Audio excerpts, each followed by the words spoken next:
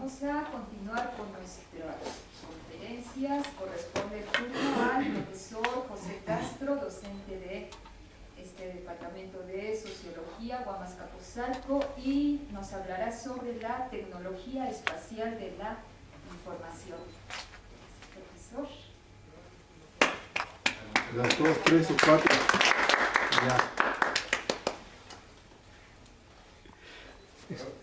Ya está prendido. ¿Sí? ¿Ya se escucha? No. No, con micro no. ¿Sí? Oh, sí.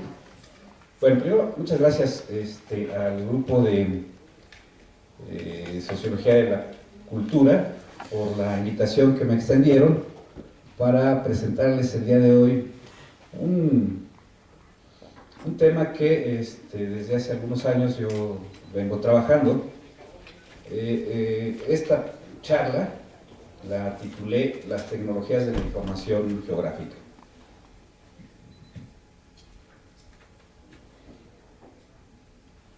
Bueno, ¿cuál es el objetivo de esta plática?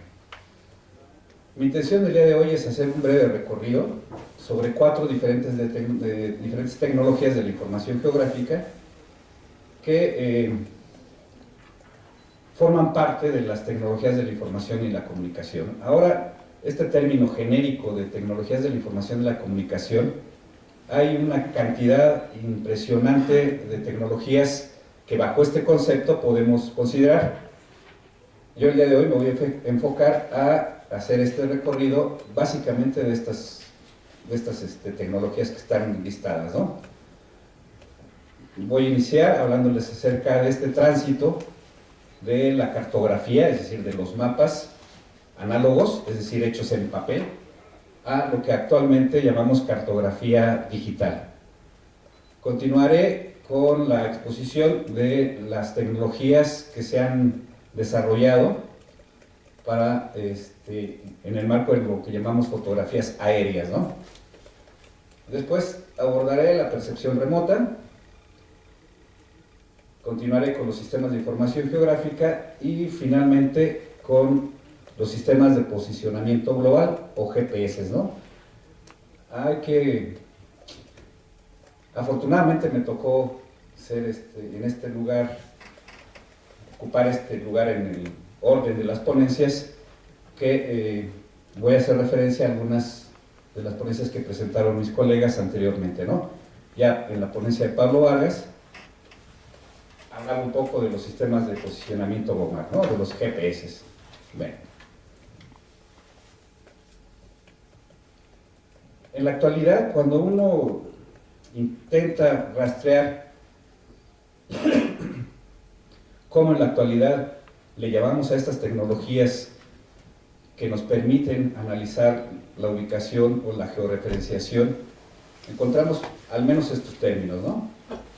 Tecnologías de la información geográfica o TIG, geotecnologías, geoinformática, ciencia de la información geográfica, y este último, que es geomática, me parece que es quizá la mejor manera de referirnos a estas tecnologías, ¿no? Entonces ustedes pueden encontrar bajo estos conceptos las tecnologías de las que les voy a hablar el día de hoy.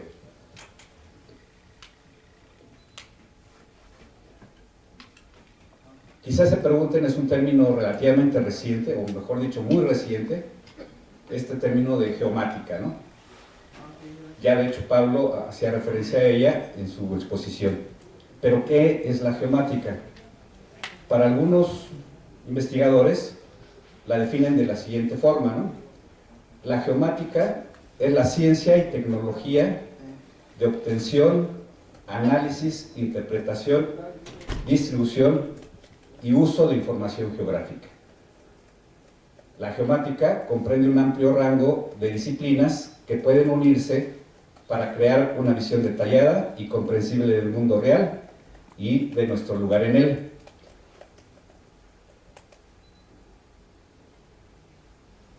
De tal manera que la geomática es una disciplina que engloba las ciencias o las geociencias, con la integración y aplicación de las tecnologías de la información y la comunicación.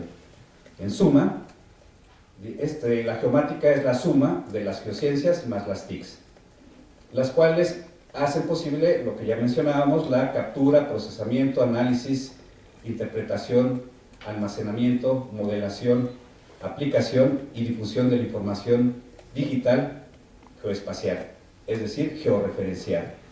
Entonces, ante una disciplina con este abanico de tareas, que va desde la captura hasta la modelación, nos vamos a dar cuenta que hay un conjunto de tecnologías que han estado, que están participando en esta nueva disciplina. De hecho, actualmente en el mundo, y nuestro país no es ajeno a ello, ya han surgido en las universidades públicas, por ejemplo en la UNAM, la carrera de geociencias, ¿no? De geomática, un poco en sustitución de la carrera de ingeniero topógrafo, ¿no? De hecho ya esa carrera en la UNAM ya no existe, y ahora es la licenciatura en geomática, ¿no? Que, como ya dijimos, consiste en la relación entre las geociencias o ciencias de la Tierra y las tecnologías de la información y comunicación, ¿no? Bueno, aquí les repetimos porque es muy importante no perder de vista todas estas dimensiones de la geomática, ¿no? Que es el levantamiento, la adquisición de datos, su revisión, su validación, su corrección, su posición en el territorio, ¿no? También implica el almacenamiento e integración con otros datos de información, por supuesto su análisis, síntesis, modelado, simulación y finalmente como resultado la representación y distribución de información digital geográficamente referenciada, ¿no? Y su campo de acción pues abarca a aquellos profesionales que toman decisiones relativas al territorio. Es decir, a científicos que producen conocimiento y a la sociedad en general. En nuestra cotidianidad,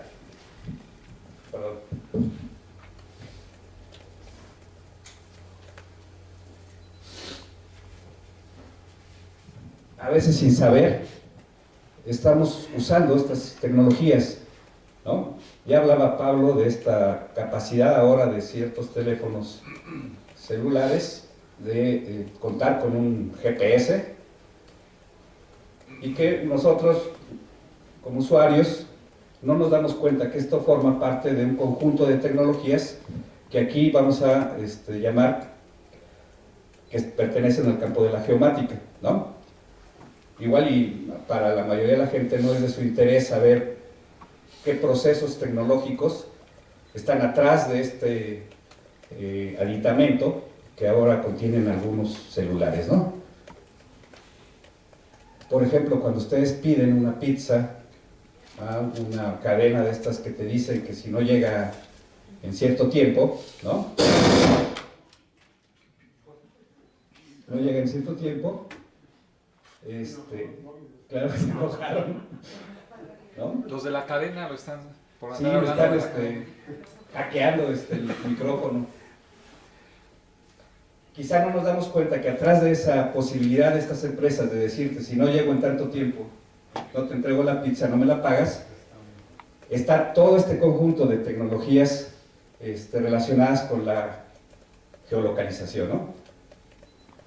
Entonces, les decía que cada vez más vivimos en un mundo donde estas tecnologías están siendo usadas por la mayoría de la población, al menos de las ciudades, ¿no? Por ejemplo, cuando ustedes van y compran un pescado, un guachinango, no se ponen a pensar que muy probablemente la embarcación tenía imágenes satelitales de donde estaban los cardúmenes y es la forma que localizan a los peces donde hacer una pesca más eficiente, ¿no?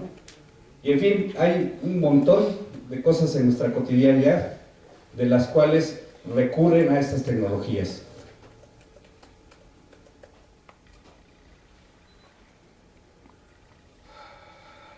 Y me gustaría que en esta plática al menos tuvieran una apertura de cómo estas tecnologías están impactando en las herramientas que podemos utilizar para la investigación.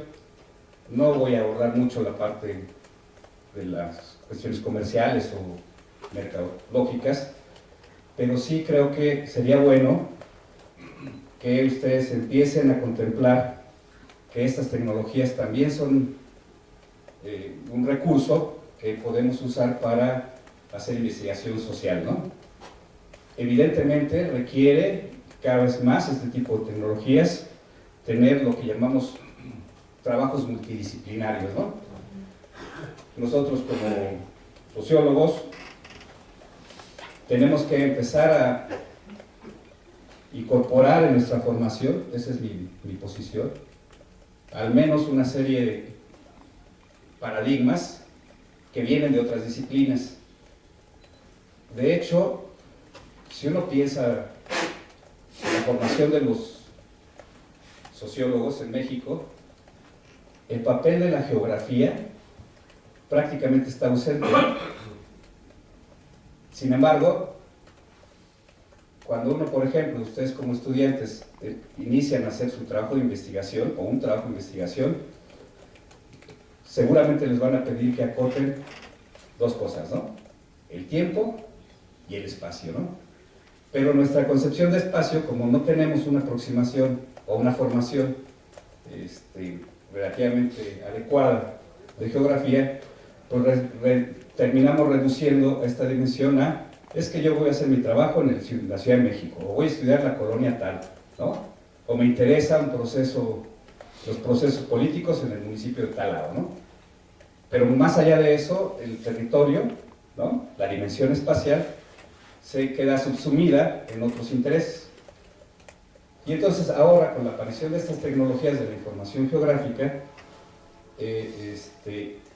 pues no pensamos que son herramientas que nos ayudan también a analizar los fenómenos sociales, ¿no? Evidentemente estas tecnologías, como les decía, se conforman de muchas diversas tecnologías, ¿no? Que podríamos ser cada una de ellas un objeto de estudio, ¿no? Es decir, por ejemplo, el espacio geográfico podemos utilizar tanto tecnologías computacionales, es decir, en el ejemplo más común para ustedes sería el uso de Google Earth, ¿no? Por ejemplo. Pero tampoco nos damos cuenta que también podemos utilizar las redes de comunicación que nos permiten o nos facilitan una visión digital del mundo y el acceso e integración de información, evitando la repetición de esfuerzos, ¿no? Que habitualmente ocurren en su producción. Bueno, empecemos con la cartografía. La cartografía análoga, es decir, hecha en papel, generalmente, es una disciplina que estudia los diferentes métodos, sistemas, operaciones científicas y técnicas que permiten representar en un plano la superficie terrestre y los fenómenos o hechos que se desarrollan sobre ella, ¿no? El producto de esa representación recibe el nombre de cartografía, mapa o plano, y esto es dependiendo de la escala en que se dibuje. ¿Okay? Ustedes recordarán, ahí en su libro de cuarto año de primaria, nos explican cómo cuando un objeto tridimensional como la Tierra la representamos en algo plano, va a sufrir una serie de deformaciones, ¿no? Y esas deformaciones, la gente que se dedica a hacer cartografía se ha dedicado desde hace mucho tiempo a intentar corregir esas deformaciones, ¿no? ¿Cuáles son algunas de estas deformaciones? La medida del área, por ejemplo, ¿no?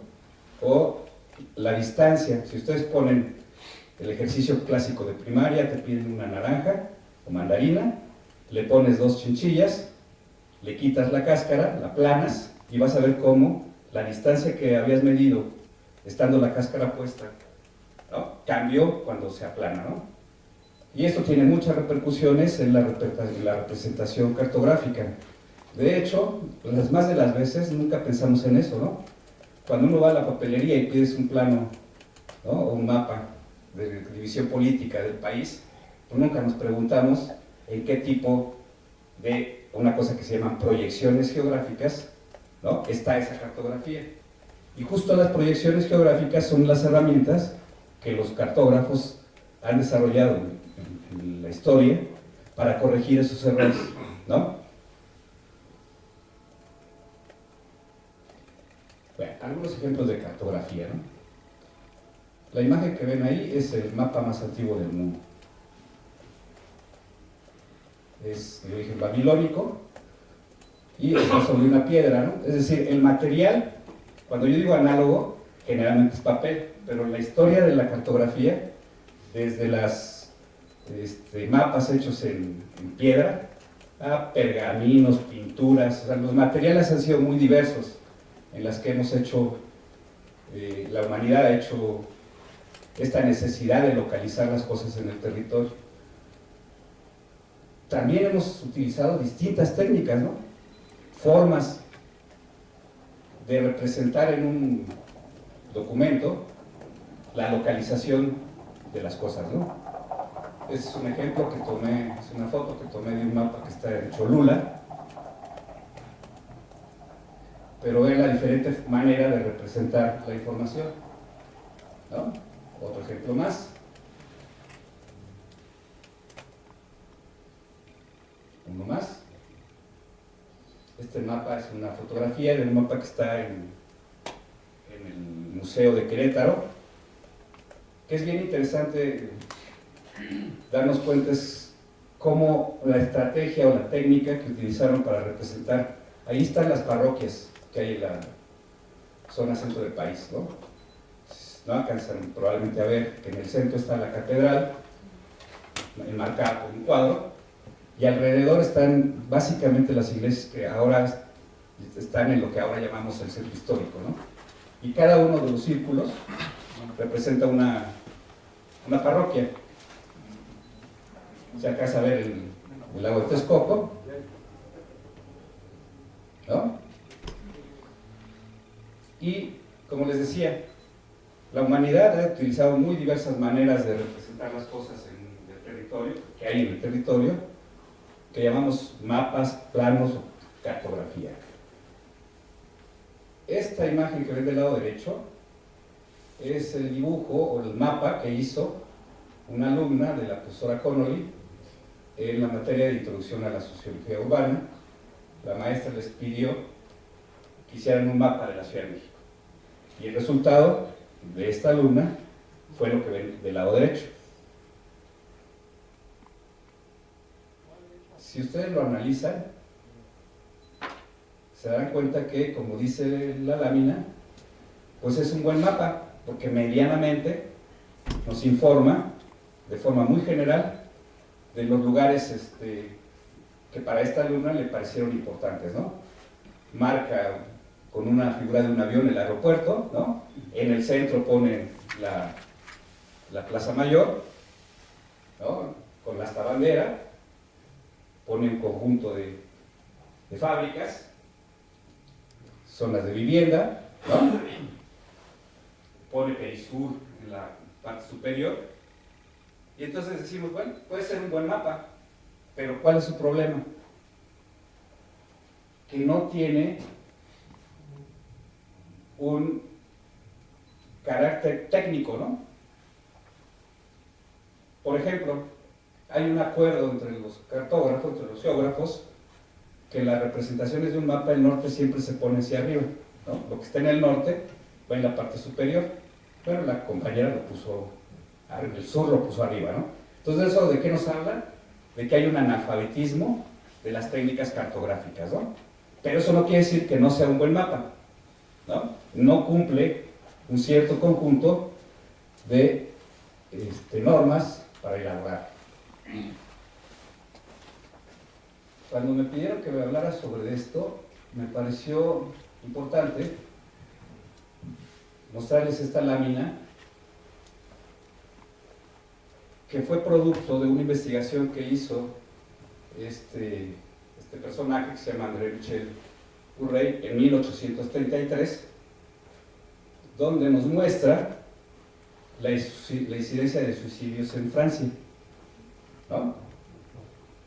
Ustedes recordarán que uno de los que llamamos padre fundador de nuestra disciplina es Emilio Durkheim, ¿no? Que entre otras cosas se hace famoso por su libro del suicidio, ¿no? Que escribió en 1897, es decir, 64 años después del trabajo de André Michel Bourret. Curiosamente le comentaba a un compañero que es muy interesante este personaje, porque uno pensaría, debe haber sido un geógrafo, ¿no? Pues no, resulta que él era abogado, ¿no? De hecho, en la historia de la estadística ocupa un lugar importante, porque es de los primeros que empiezan a hablar de la estadística. Él llama estadística moral, pero sus temas de interés son el suicidio, la discapacidad, ¿no? O sea, una serie de temas que para nosotros ahora son propios de nuestra disciplina. Y lo interesante, para efectos de mi exposición, es que cuando Durkheim toma la información que él cita en el suicidio, este autor, ¿qué hace Durkheim? Nos presenta cuadros, ¿no? Y entonces digo yo, desde entonces tenemos reticencia a utilizar la información de forma georreferenciada, ¿no? Es decir, a través de recursos, en este caso cartográficos. Pues no es casual que los geógrafos, digo que los sociólogos, tengamos cierta distancia con las disciplinas geográficas, ¿no? Bueno, de esas formas de representación análogas, en la actualidad pasamos a utilizar lo que llamamos cartografía digital, que como ven en la imagen se pueden dar cuenta que hay una técnica atrás de ellas, ¿no? Las cosas están representadas con bien o con polígonos, como el aparcelamiento, ¿no? Con líneas para las vialidades, los ríos, ¿no? Hay una serie de convenciones en el uso de cartografía digital. Por ejemplo, en esta imagen es un recorte de la capa de la cartografía 1 a 50.000 que genera INEGI, y nos damos cuenta que hay un acuerdo, hay una metodología, por ejemplo, para representar áreas verdes, ¿no? Se representan siempre de la misma forma, se utiliza el mismo color, es decir, hay una serie de acuerdos para representar adecuadamente a través de las cosas que suceden en el territorio o que hay en el territorio, y que esas normas, pues si queremos nosotros como sociólogos utilizar estos recursos, pues tendríamos que mínimamente estar enterados, ¿no? de cuáles son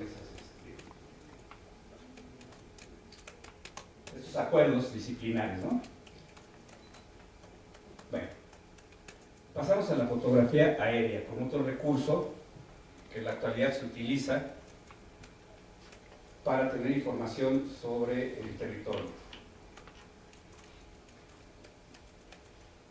A veces se nos olvida que finalmente las cámaras digitales utilizan los mismos procesos más o menos que las cámaras análogas, ¿no?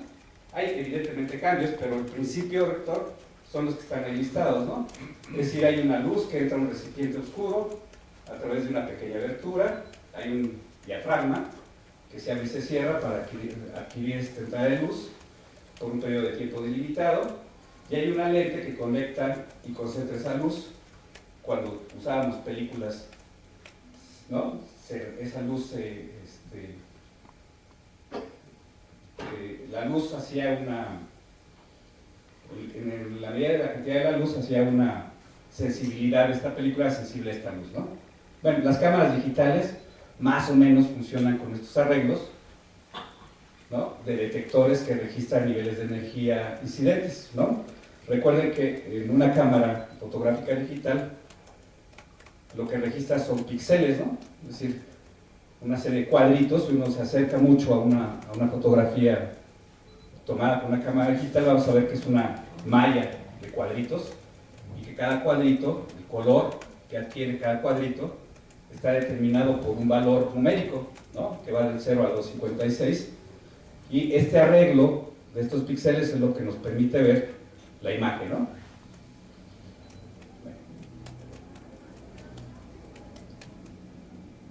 Con cierta frecuencia, las personas que no están cercanas a estas tecnologías, se nos olvida que toda fotografía aérea sufre una distorsión, sobre todo en su escala. Sin embargo, los geógrafos, o la gente que se dedica a las ciencias de la Tierra, han construido esta metodología que conocemos como, o disciplina, que se llama fotogrametría, la cual consiste en una técnica que nos permite eliminar dichos errores, colocando las coordenadas geográficas sobre 4 puntos denominados puntos de control, ¿no? Estando las fotos aéreas georreferenciadas. Por este proceso de fotogramétrico de restitución, también llamado estereodigitalización, se obtiene el dibujo cartográfico del terreno, ¿no? Podemos allegarnos a otra técnica que se llama estereoscopía, la cual nos permite observar en 3 dimensiones o en relieve, lo que nos permite hacer un uso de un restituidor fotogramétrico, ¿no? Muy probablemente ustedes, cuando escuchan este término de estereoscopía, pues dicen, pues eso a qué me suena, ¿no? Bueno, a grandes rasgos consiste en tener 2 imágenes del mismo lugar y usando un aparatito uno puede ver algo bidimensional como si fuera tridimensional. De hecho, hay un montón de tecnologías que las hemos usado, pero no sabemos su nombre o cuál es su característica, ¿no? Aquellos que tengan edad, que no veo muchos, que asistieron al cine tridimensional, las primeras versiones del cine tridimensional, usábamos, te daban unos lentes en un ojo, el color rojo y el otro azul, ¿no? Y eso, al ponértelos, pareciera ser que era tridimensional lo que estabas viendo, ¿no? Eso se llaman anaglifos, esta técnica se llama anaglifos, y a la fecha sigue siendo usada, sobre todo, por ejemplo, con arquitectos, ¿no? Los arquitectos que quieren ver el volumen de una fachada, por ejemplo, toman fotografías, ¿no? Hay una manera, hay programas de internet que les permite pasarlos como anaglifo, y con esos lentes ve uno en 3 dimensiones, ¿no? Actualmente no sé si sepan cómo funciona el cine 3D, ¿no? Pues es bien interesante. Se usan 3 proyectores y los lentes que te dan, lo que haces cada segundo, te apaga y te prende un ojo, y eso es el efecto que te permite ver de forma tridimensional, ¿no? Bueno, hay un montón de tecnologías que están atrás de todas estas cosas, no voy a entrar a detalle porque no acabaríamos, pero todo esto son las bases que se usan para obtener una fotografía aérea.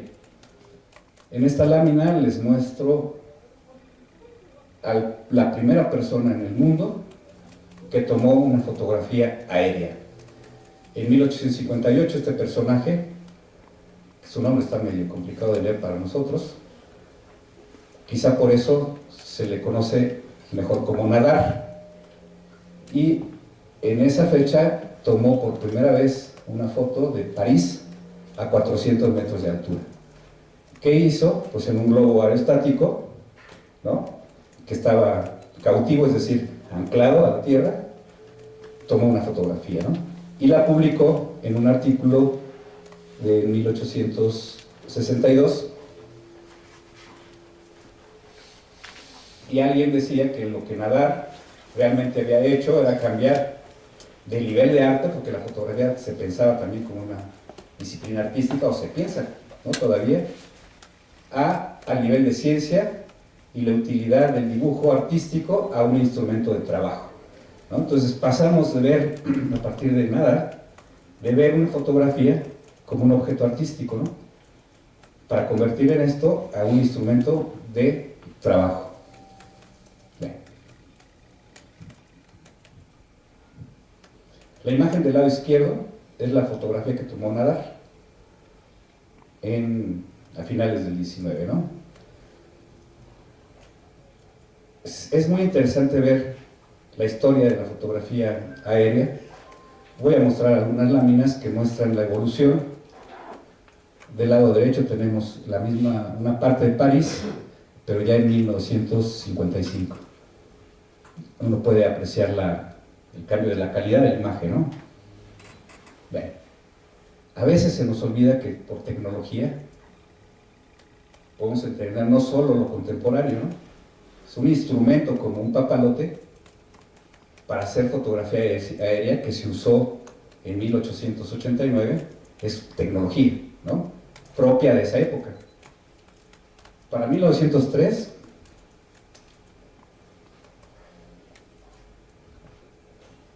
la toma de fotografías aéreas se usaban con palomas mensajeras, ¿no? Parece que ahora, estas cámaras que ahora están de moda, ¿no? Las cámaras como GoPro y estas, que son pequeñas, pues resulta que pareciera ser una novedad. Sin embargo, si ustedes ven más o menos la proporción de la cámara que tiene la paloma del lado que están arriba, ¿no? Ya implica toda una serie de cambios en la tecnología que permite reducir el tamaño de las cosas, ¿no? Entonces, actualmente, por ejemplo, no podríamos entender los teléfonos celulares si no entendemos que hubo una evolución en los circuitos integrados, por ejemplo, el surgimiento del circuito integrado, ¿no? De los cambios tecnológicos en las baterías, por ejemplo, ¿no? Y bueno, ya ustedes pueden ver el tipo de tomas que hacen estas cámaras, ¿no?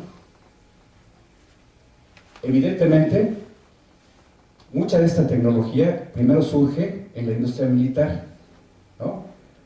Se nos olvida que buena parte de las innovaciones tecnológicas provienen de la industria militar y después pasan a la sociedad civil. Aquí vemos algunas imágenes más, como ya en la Primera Guerra Mundial ya hay naves, en este caso avionetas, destinadas específicamente para hacer fotografía aérea, ¿no? Para 1960, la imagen del avión que está abajo tenía la particularidad que la capacidad de vuelo era muy baja, de tal manera que los radares no lo pudieran detectar, y su función era el reconocimiento del territorio, ¿no? La ubicación del enemigo, ¿no? Bueno, desde entonces a la fecha, ahora contamos con una tecnología que se llama imágenes LIDAR. Propiamente dicho, no es una fotografía, pero cumple las funciones de lo que ahora llamamos fotografías para el análisis del territorio. En realidad, se utiliza el rayo láser. Y las imágenes que uno puede obtener con esta nueva tecnología son como las que muestra la lámina. Es un grado de precisión impresionante y generalmente son modelos tridimensionales, ¿no? Les decía, esto propiamente dicho no es una foto, ¿no? Porque no usan la misma tecnología, pero es lo que actualmente se está usando para tener levantamientos de información del territorio. Les pongo un ejemplo urbano, pero se usa para un montón de cosas, la agricultura, la pesca, ¿no? Por ejemplo, actualmente ustedes tenemos acceso a fotografías satelitales, ¿no? En este ejemplo que les muestro en la lámina, son dos fotografías satelitales. ¿Por qué son fotografías satelitales? En este sentido sí son una cámara, pero está montada en un satélite, o sea, está fuera de la Tierra, ¿no? Pero el aparato con que se toma la imagen es como una cámara, obviamente una cámara especializada, con ciertas características, pero finalmente es como la cámara que usan ustedes en su celular, ¿no? Y ahí podemos ver, por ejemplo, lo que pasó en el tsunami del 2004 en Sumatra, ¿no? La fotografía del lado izquierdo fue tomada el 23 de julio de 2004 y la del lado derecho el 24 de diciembre de 2004, es decir, después del tsunami. Y es evidente el daño que hizo este tsunami en la isla, ¿no? Es curioso que ustedes, no sé si observen en esta zona, cómo se perdió, ¿no? Está debajo del agua. Es un ejemplo más de una fotografía satelital. No sé si ubiquen de dónde es y cuándo fue. Abajo dice que es una imagen de Google, ¿no? Que fue tomada el 25 de enero del 2010. ¿Alguien sabe de...? ¿No? ¿No? Digo, puede ser que uno piense en un país francófono, ¿no? Porque los nombres están en francés, los nombres de las calles, ¿no? Pero si observan en esta parte, ¿qué es esto? ¿Será Libia? ¿Qué les parece que sea esto? ¿Será Libia? Es un estadio, ¿no? ¿Italia? ¿Y aquí qué ven? Derrumbes, ¿no? Y aquí, como un campamento, ¿no? Entonces, después del temblor de Haití, ¿no? Es Puerto Príncipe y es una imagen tomada después del terremoto de Haití. Obviamente, un poco para abreviar tiempo, no puse las láminas que corresponden al temblor del 19 de septiembre, ¿no? Pero hay imágenes de este mismo tipo que ustedes pueden encontrar en internet de una forma muy sencilla, ¿no? Y bueno, esta se nos olvida con cierta frecuencia que la fotografía en general y la fotografía aérea en particular es una herramienta que las personas que trabajamos en las ciencias sociales nos podemos aprovechar de estas tecnologías para hacer análisis de fenómenos sociales georreferenciados, ¿no? Bueno, un poco, vamos rápidamente a abordar el tema de la percepción remota, que es otra tecnología, la cual en la actualidad se considera una ciencia que permite el estudio del territorio por medio de uso de imágenes satelitales. Fíjense que cambié la palabra, ¿no? En lugar de fotografía satelital, ahora hablo de imagen satelital. Y estas imágenes satelitales se obtienen básicamente de la energía a diferentes longitudes de onda que emiten son emitidas por los cuerpos, ¿no? Los cuales son captadas por sensores, ya no hablamos de cámaras, sino hablamos de sensores remotos montados en una plataforma, generalmente conocidos como satélites artificiales, ¿no? De hecho, hay satélites, se clasifican, los satélites, una forma de clasificarlos, como sensores pasivos o activos. Los sensores pasivos son como el que está del lado izquierdo, en el gráfico, que tienen que usar la energía solar para que el sensor capte el reflejo de la energía del haz de luz que refleja la Tierra, de la luz del Sol que se está reflejada sobre la Tierra, mientras que los sensores activos tienen su propia fuente de energía, ¿no? Entonces podemos hablar de sensores pasivos y sensores activos. Bueno. Hablar de satélites artificiales, básicamente existen de dos tipos, que están en relación a su ubicación respecto a la Tierra. Entonces, hay satélites que se conocen como de órbita polar y los satélites geoestacionarios. Los satélites de órbita polar son los que ven en el centro, está la Tierra y ven, ¿no?, una serie de satélites que tienen su propia órbita, ¿no? Orbitan alrededor de la Tierra.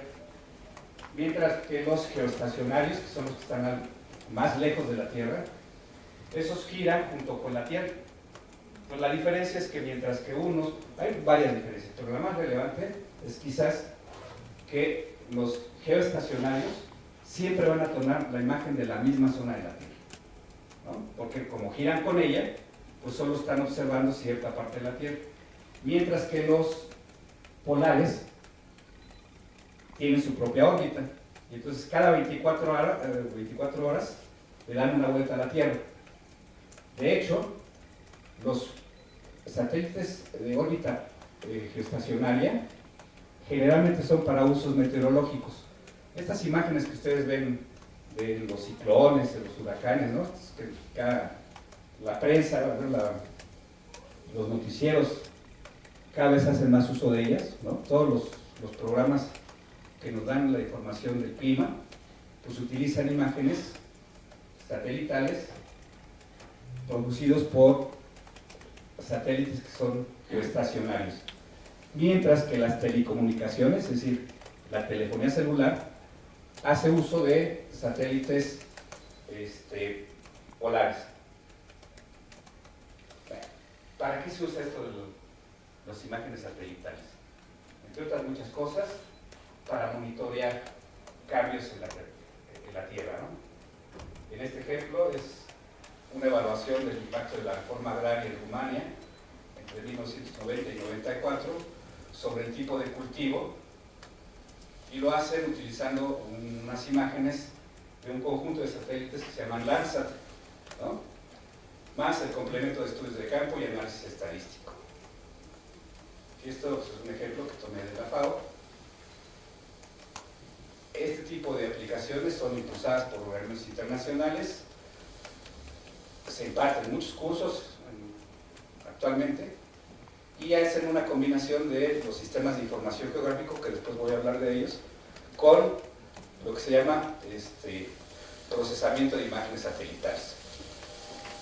La verdad es que es una disciplina que, como todas, es una especialidad, y lo que ellos hacen es interpretar estos colores que se ven en los mapas, y la gente que sabe de esto sabe si es una zona de árboles, de abedules, de 3 metros de altura, ¿no? La verdad es que es bastante complejo poder interpretar estas disciplinas. Hagan de cuenta que es como, la gente que se dedica a esto es como hacen un postdoctorado específicamente para aprender a interpretar imagen satelital. Bueno. Me decidí por esta lámina porque justamente fue poco difundido que este laboratorio que se llama ARIA, que de alguna manera pertenece a la NASA, fue la primera imagen donde se evaluó los probables daños del sismo del 19 de septiembre en la Ciudad de México. Y lo hicieron justamente con imágenes satelitales. Al otro día, este laboratorio ya había producido esta información, ¿no? Usando estas tecnologías. Es una evaluación preliminar, no están diciendo que ahí había derrumbes.